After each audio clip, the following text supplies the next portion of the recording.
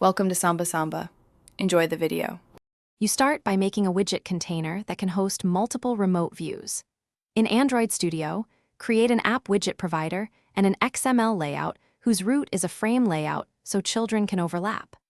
Once done, add dedicated placeholder views for each widget layer using view stub or empty frame layout slots. Make sure to declare resize support in the app widget provider info, because stacking often requires precise sizing. Now implement initial inflation, so the host can replace placeholders with actual child remote views. You now populate the stack by creating child remote views for each widget you want layered. Use remote views. Inflate or set content view on placeholders, then call add view or replace views in the frame layout order so topmost comes last. Use unique view ID and distinct pending intents for clicks to avoid collisions. Make sure to adjust layout params and visibility to control Z order.